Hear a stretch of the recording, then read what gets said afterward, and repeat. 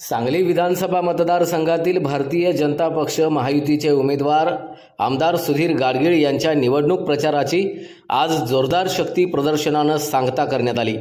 न भूतो न भविष्यती असं वर्णन करावं लागेल अशा या मोटरसायकल रॅलीत हजारोंचा सहभाग होता। मारुती चौकापासून निघालेल्या रॅलीचा विश्रामबागमधील श्री गणेश मंदिरासमोर समारोप करण्यात आला। त्यावेळी सुधीर गाडगीळ म्हणाले, मला मतदानातून पाठबळ द्या। माझी पुढची 5 वर्षे सांगलीच्या सेवेसाठी आहेत।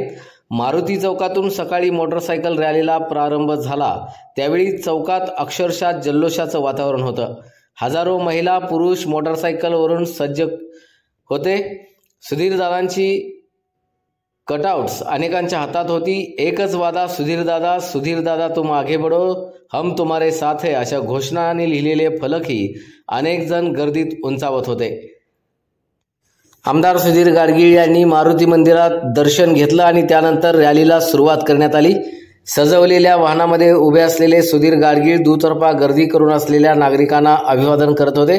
त्यांच्यासोबत माजी आमदार दिनकर पाटील, भाजपचे प्रदेश उपाध्यक्ष शेखर इनामदार, माजी आमदार नितीन शिंदे, भारतीय जनता पक्ष किसान मोर्चाचे प्रदेश उपाध्यक्ष पृथ्वीराज पवार, भाजपचे शहर जिल्हाध्यक्ष प्रकाश ढंग, भाजप युवा मोर्चाचे प्रदेश उपाध्यक्ष धीरज सूर्यवंशी, शिवसेनेचे नेते नानासाहेब शिंदे, आरपीआयचे जिल्हाध्यक्ष जगन्नाथ ठोकळे, राष्ट्रवादीचे शहर जिल्हाध्यक्ष पद्माकर जगदाळे, पैलवान सुब्राव मद्राशी, भारतीय जनता पक्ष तसंच महायुतीचे झेंडे फडकवत मोटरसायकल स्वार सहभागी झाले होते।